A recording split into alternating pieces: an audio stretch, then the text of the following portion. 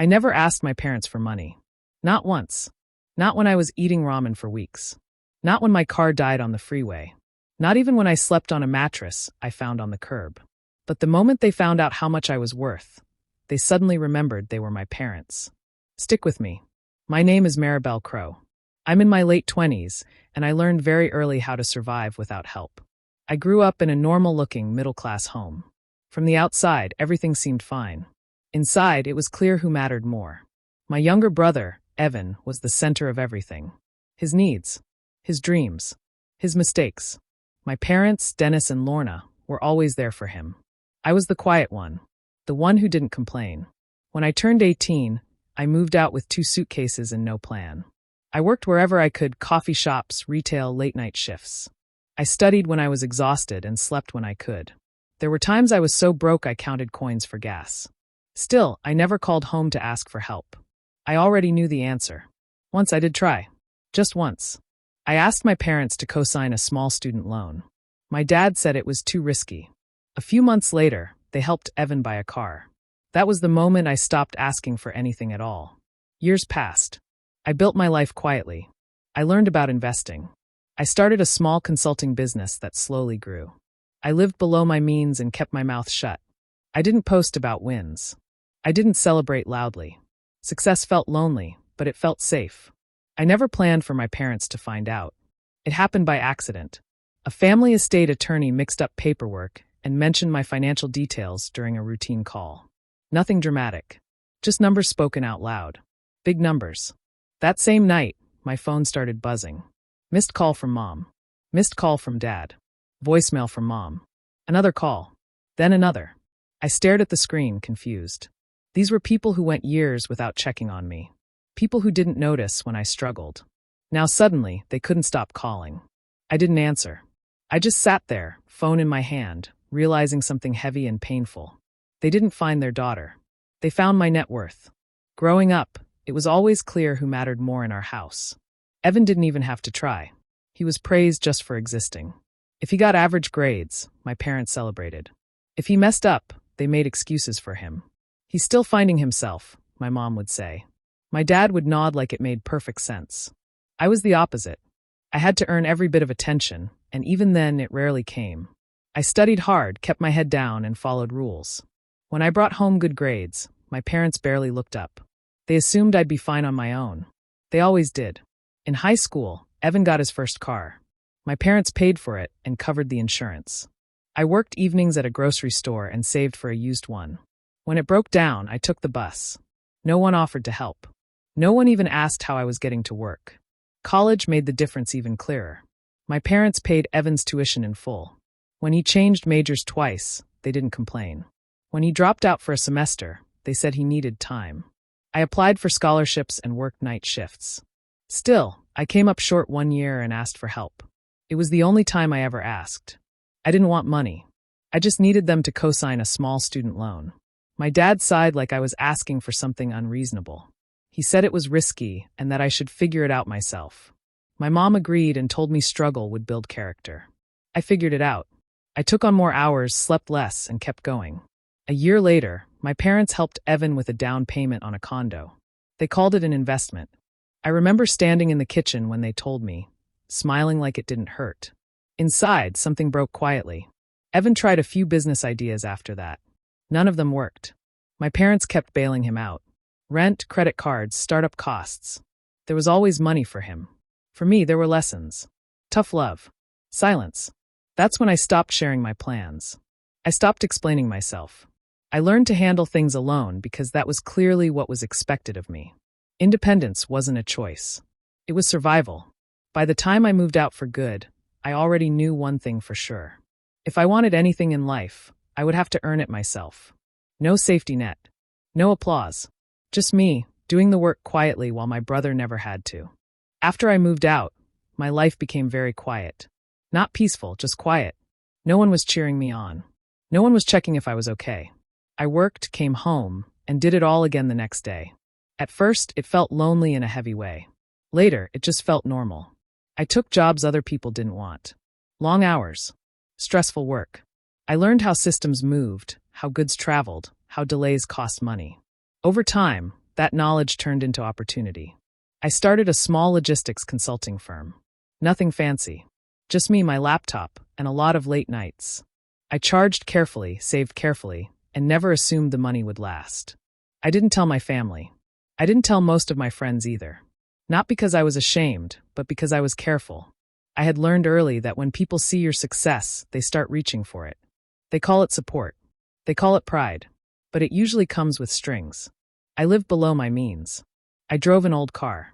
I rented a small place even when I could afford more. When I started investing in real estate, I did it slowly. One property, then another. I read everything. I asked questions. I made mistakes and paid for them myself. No bailouts. No safety net. There were moments I wanted to share the good news. The first big client. The first time my savings hit 6 figures. I'd pick up my phone and then put it down. I imagined my parents' voices changing. I imagined my brother's jokes turning into expectations. So I stayed quiet. Success is strange when you celebrate it alone. There were nights I sat on my couch, tired and proud at the same time, with no one to call. I'd make dinner, watch something random, and go to bed. The next morning, I'd keep going. People thought I was just doing okay. I let them. Being underestimated felt safer than being seen. My silence wasn't accidental. It was protection. Every dollar I earned came from discipline, not luck. Every step forward came from years of being overlooked. By my late 20s, I had built something real. Not flashy. Not public. Just solid.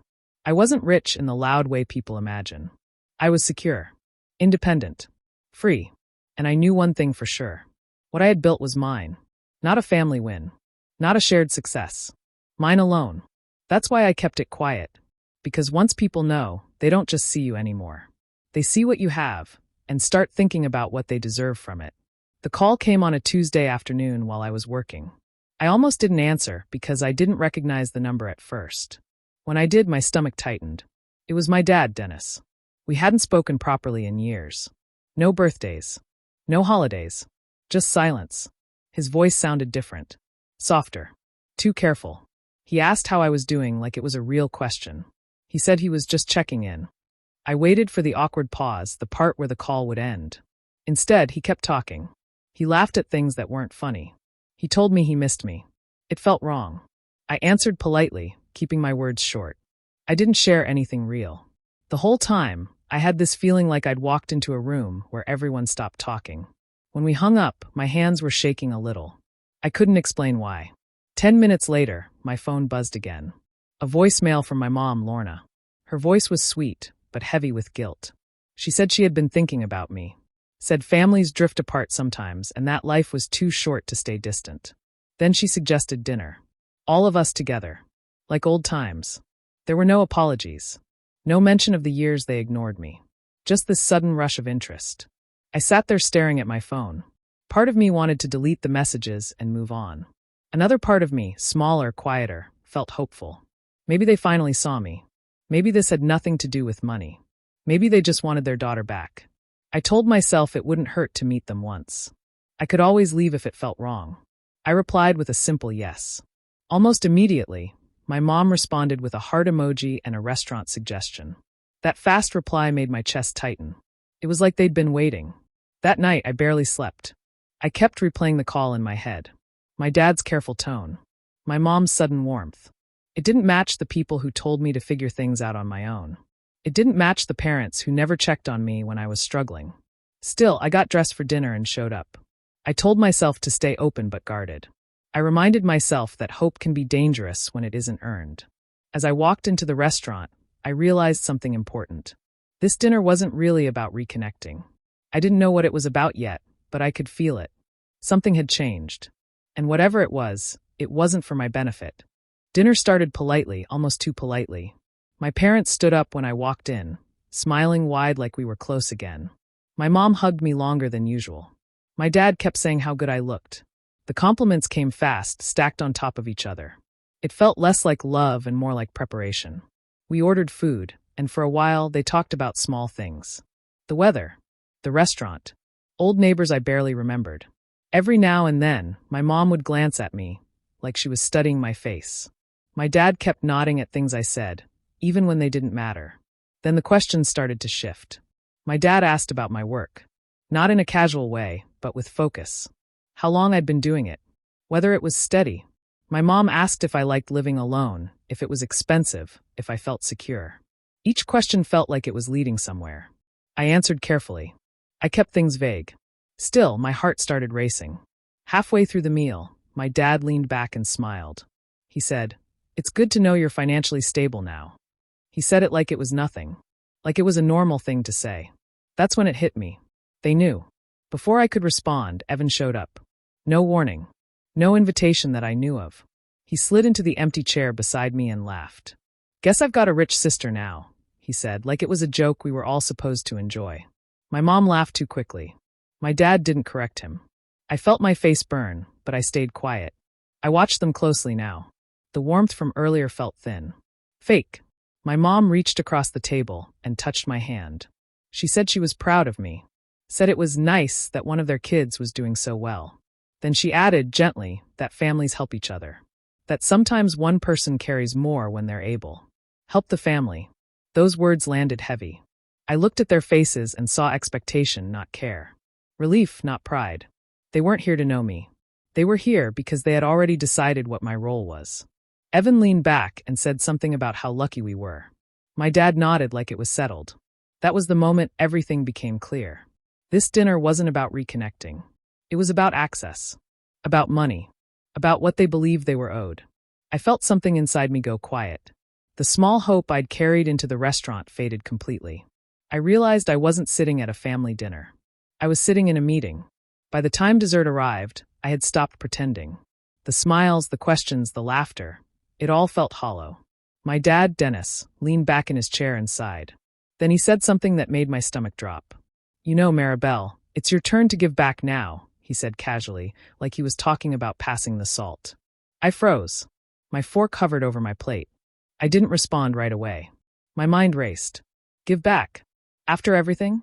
My mom jumped in, trying to soften it. "We've helped Evan through so much, and you're doing so well now. It's just time for you to step in." She smiled, but it didn't reach her eyes. It hit me slowly, painfully. They didn't want to reconnect. Not really. They didn't care about how I felt. They didn't even care about spending time together. All of this, dinner, laughter, compliments, it was a setup. A way to get what they wanted without asking. I remembered all the years of being overlooked. The nights I studied while Evan played video games. The times I begged for help and got silence. The college loan they refused to co-sign. And now, after everything, they were expecting me to rescue them. I tried to speak, to explain that I wasn't their bank, that I had worked hard to build my life. But my dad waved his hand. "Don't make this complicated. We're family. Families help each other." I swallowed hard. "Families help each other," he said. But their idea of help had always been for me to give, never for me to receive. I looked at my brother, Evan, who was smiling like this was all normal. He didn't see it. He didn't see the pattern. He didn't see how unfair it was. I realized then that nothing had changed. They hadn't learned. They hadn't grown. And they certainly hadn't thought about me. The anger that rose inside me was quiet but fierce. I could feel years of frustration, betrayal, and loneliness pooling into a single thought. I would not be their solution. I pushed my plate away, stood up slowly, and said, "I think I've had enough for tonight." They looked surprised. Offended, even. But I didn't care. For the first time in years, I understood clearly. They had a plan before I even sat down. And it was never about me. It was about what I could give them. I took a deep breath and looked at both of them. My dad, my mom, and even Evan, who still looked like he didn't understand the gravity of the situation. I decided to speak calmly, even though my hands were shaking. "Do you remember the one time I asked for help?" I said. My voice was quiet but steady. My parents exchanged glances like they didn't remember, or maybe they didn't care. I needed a co-signer for a student loan. It was small, nothing compared to what you've given Evan. You said no. You told me to figure it out myself. Do you remember that? There was silence at the table. My words hung in the air, heavier than I expected. My mom's fingers fidgeted with her napkin. My dad leaned back and said nothing. Evan shifted in his seat, pretending to be distracted by his phone. I kept going, forcing the memories out. I told them how I worked 3 jobs just to make ends meet. I told them how I stayed up late studying, how I walked to work when my car broke down, and how I survived on almost nothing because I had no help. Every word was calm, but inside the hurt burned fresh. My mom finally spoke, her voice soft but firm. That was tough love, Maribel. We wanted you to learn to be independent. Tough love. Those words felt like a slap. After everything I had done alone, that was how they explained it? I wanted to shout, to make them feel the weight of years of neglect, but I stayed silent. I let them feel nothing for a moment while I processed it. Evan finally looked up, his voice sharp. You're being selfish, Maribel.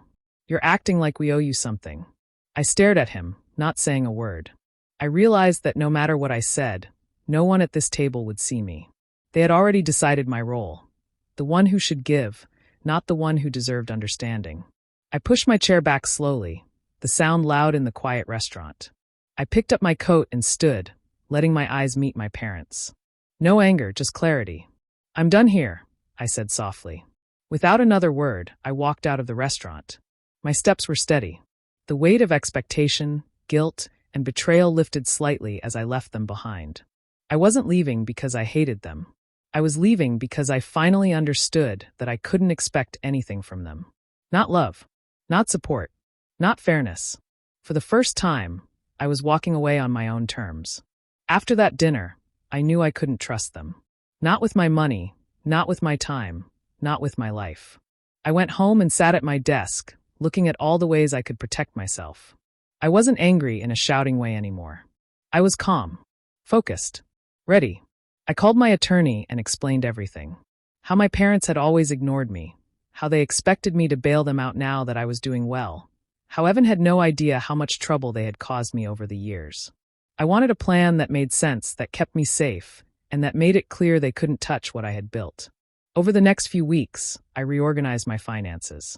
I created legal distance between them and my assets. Investments were shifted, accounts were separated, trusts were put in place. Every document was reviewed, every loophole closed. It wasn't about revenge in the messy, dramatic sense.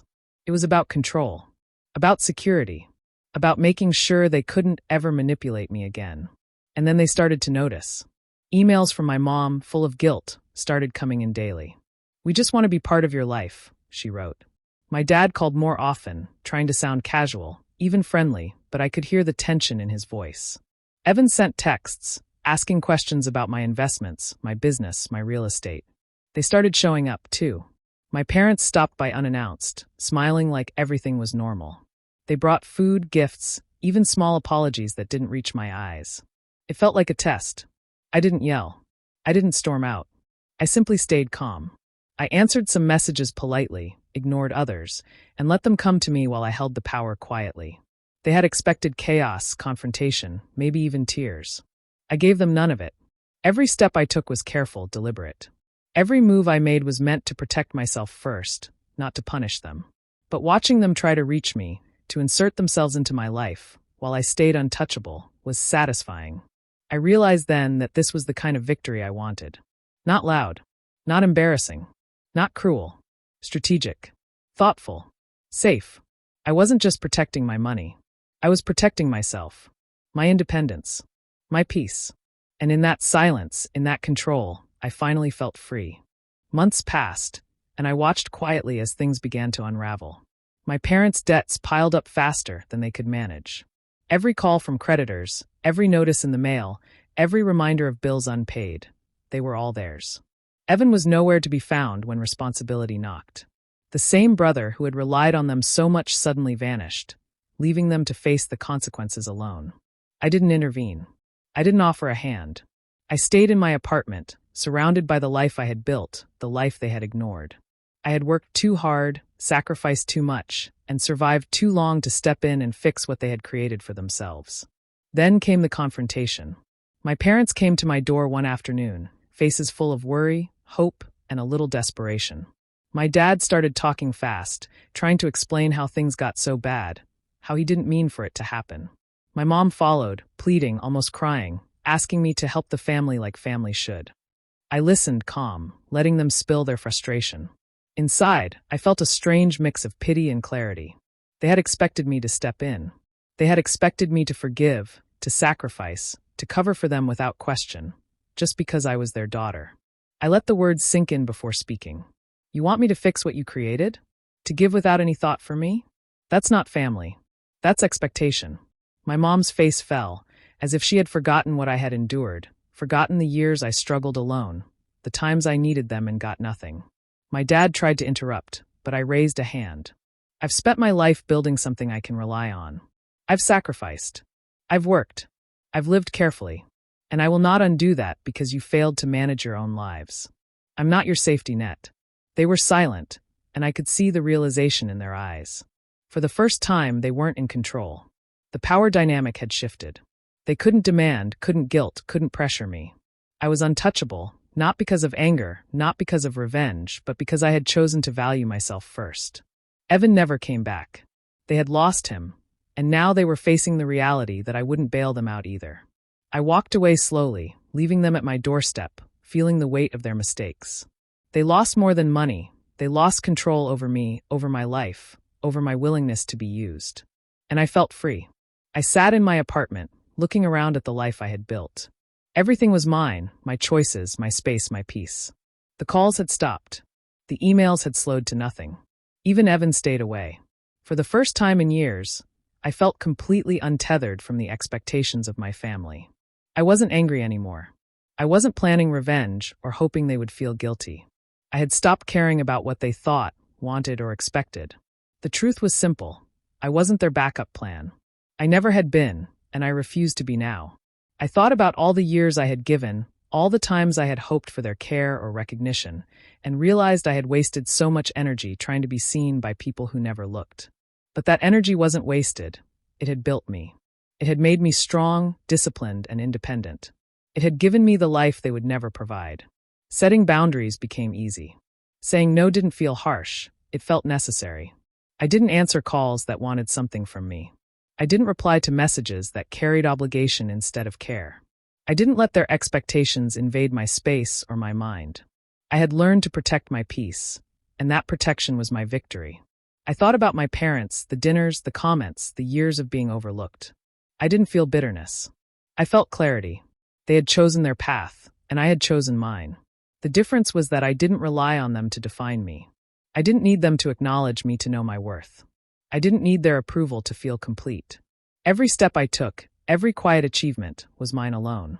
I didn't need to prove anything to them. I didn't need to show them the life I had built. The satisfaction wasn't in their failure. It was in my freedom. I realized that winning wasn't about punishment or retaliation. It was about refusing to be used, refusing to be manipulated, refusing to allow the people who ignored me for so long to dictate my life. I poured myself a cup of coffee and sat by the window, watching the city move. I felt calm, steady, untouchable. I had finally chosen myself. And for the first time, it felt like victory without noise, without drama, without needing anyone else's permission. I was free. I was whole. I was enough. And no one, no parent, no brother, no expectation, could change that. This story shows the importance of setting boundaries and protecting your independence, even from family. If you feel used or overlooked, take time to evaluate your finances, your emotional energy, and your limits. Learning to say no and prioritize yourself is not selfish. It's essential for long-term well-being and personal growth.